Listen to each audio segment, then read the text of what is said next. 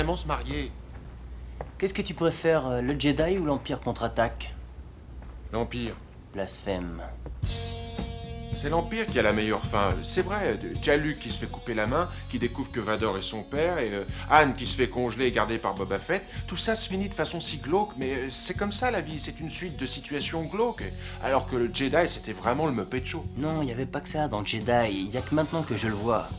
Ils construisent une autre étoile noire, ok? Ouais, La première était terminée et tout à fait opérationnelle avant que les rebelles la détruisent. c'est Luke qui l'a fait sauter, reconnais-lui ça. Et la deuxième était en construction quand ils l'ont fait sauter. Avec les compliments de l'Indo-Carissien. Il y avait un truc la deuxième fois, j'ai toujours trouvé ça zarbi et j'arrivais pas à mettre le doigt dessus, mais il y avait un truc qui clochait.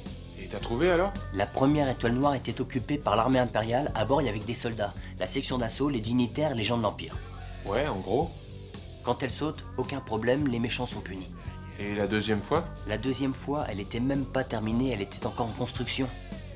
Et alors? Alors, un chantier comme ça, aussi gigantesque, nécessite vachement plus de main-d'œuvre que pouvait en fournir l'armée impériale. Je parie qu'ils ont fait appel à des entrepreneurs indépendants, des plombiers, des métallos, des couvreurs. Ouais, il n'y avait pas que des gens de l'Empire, on est d'accord. Ouais, c'est ça. Ils voulaient que ce soit construit vite et bien, ils ont engagé tous ceux qui sauraient faire le travail. Tu crois que le soldat de base s'est installé un conduit de cabinet? Ils savent que tuer et mettre leur uniforme blanc.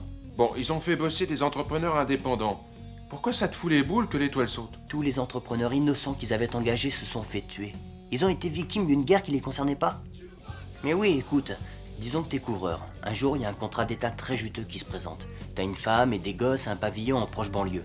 Et on t'offre un contrat d'état, ce qui veut dire qu'il y a plein d'avantages. C'est là qu'une bande de gauchistes arrive et fait tout exploser à 5 km à la ronde avec ses lasers.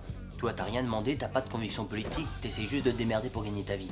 Excusez-moi, je veux pas être indiscret, mais de quoi est-ce que vous parlez? De la fin dans le retour du Jedi. Mon copain essaie de me convaincre que tous les entrepreneurs indépendants qui bossaient sur le chantier de l'étoile noire ont été les victimes innocentes de sa destruction par les rebelles. Moi-même, je suis entrepreneur, je suis couvreur. Établissement du Net Ready. Et en tant que couvreur, je peux vous dire que les convictions politiques d'un couvreur jouent un sacré rôle dans le choix d'un travail. Exemple? Eh ben, il y a 3 mois, on m'a proposé un boulot sur les hauteurs. Superbe maison, une propriété immense, il fallait juste remplacer quelques tuiles. Ils m'ont dit que si je finissais dans la journée, je gagnerais le double. Ensuite, j'ai compris chez qui j'étais. Chez qui? Dominique Bambino. Babyface Bambino, le gangster. Lui-même. C'est vrai qu'il payait bien, mais c'était trop risqué. Je savais qui c'était, et en rapport à tout ça, j'ai refilé le boulot à un copain à moi. Rapport à ses convictions politiques.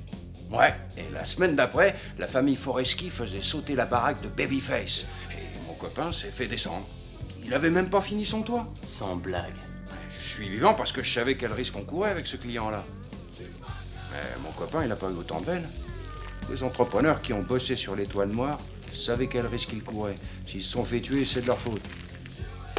Un couvreur écoute ça, pas son portefeuille.